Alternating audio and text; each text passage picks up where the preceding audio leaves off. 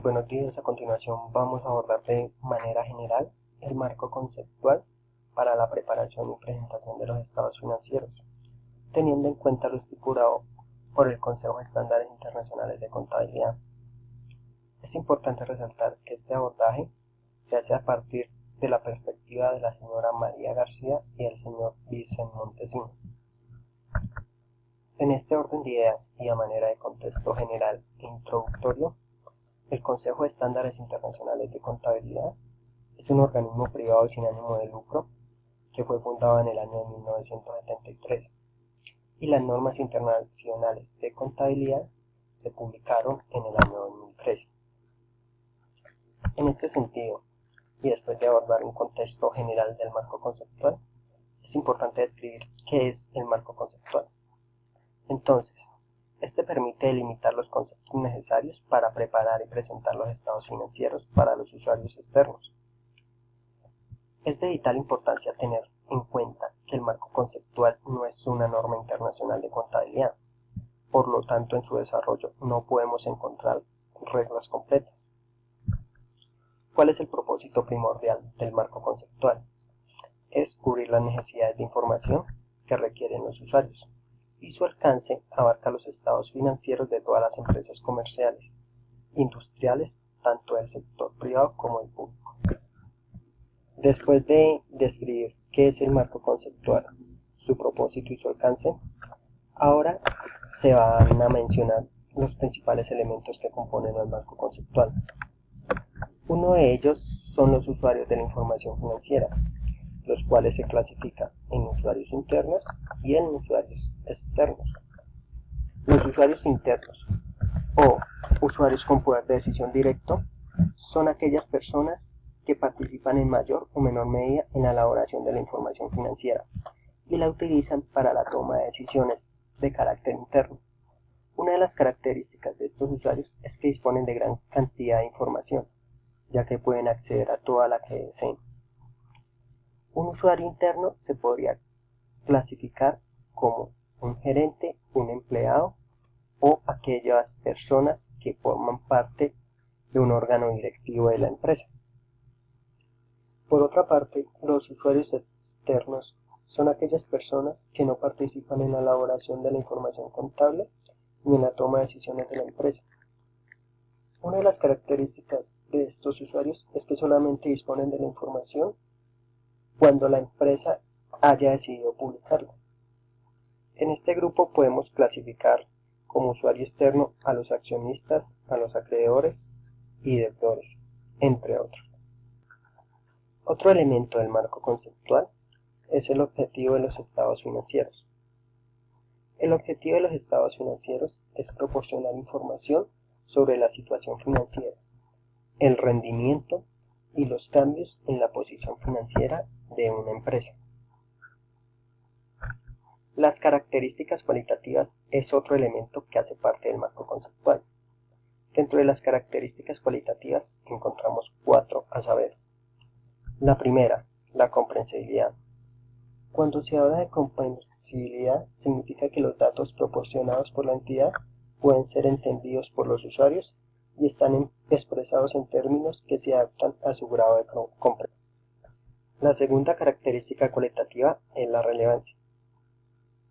Una información será relevante cuando posea la capacidad de ejercer influencia sobre las decisiones económicas de los usuarios, ayudándolos a evaluar sucesos pasados, presentes o futuros. La relevancia de la información está afectada tanto por su naturaleza en sí como por la importancia relativa que tenga en el contexto económico del que se está informando. La tercera característica es la comparabilidad. Una información es comparable cuando sus semejanzas y diferencias con otra surgen como consecuencias de semejanzas y diferencias básicas entre las empresas y sus transacciones, y no simplemente como consecuencia de diferentes tratamientos contables. De igual forma, supone consistencia en la aplicación de criterios valoratorios a largo plazo o en diferentes entidades en un mismo periodo de tiempo. Y la cuarta característica es la fiabilidad. Una información será fiable cuando esté libre de error material o sesgo y los usuarios puedan confiar en que es la imagen fiel de la realidad que pretende representar o que se espera que represente.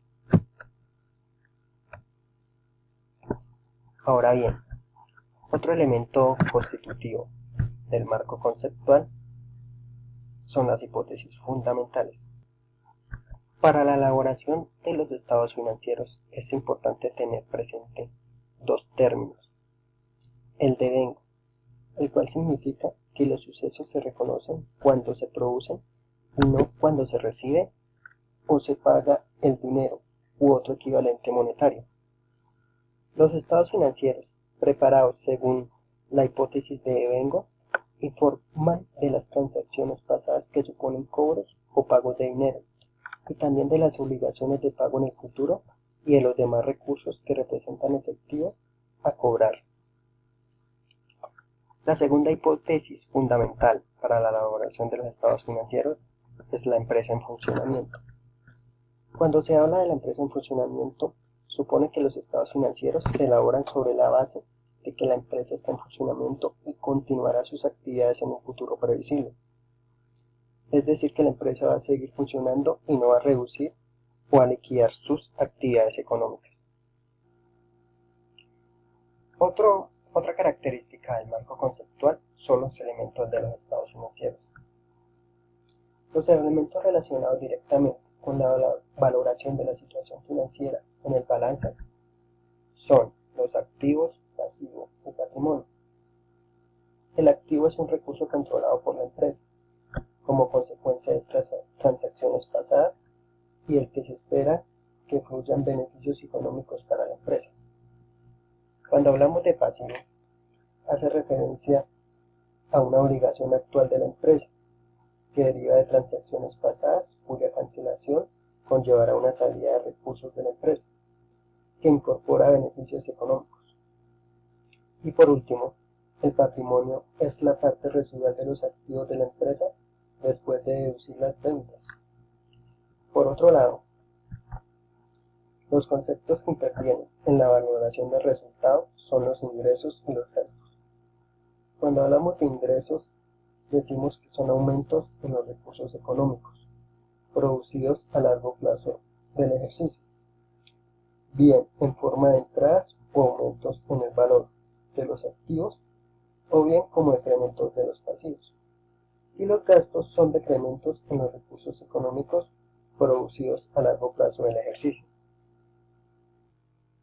en forma de salidas o reducción en el valor de los activos o aumento en los pasivos que originan decremento en el patrimonio neto.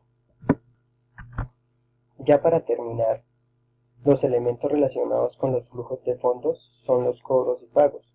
Cuando hablamos de cobros, son las entradas de efectivo que posee la empresa y los pagos son las salidas de efectivo que ejecuta la entidad. Ya con esto se termina el abordaje general del marco conceptual. Esperamos que haya sido de gran utilidad para el desarrollo de sus actividades contables y que pueda ser un insumo para el abordaje de la contabilidad en su entidad. Muchas gracias.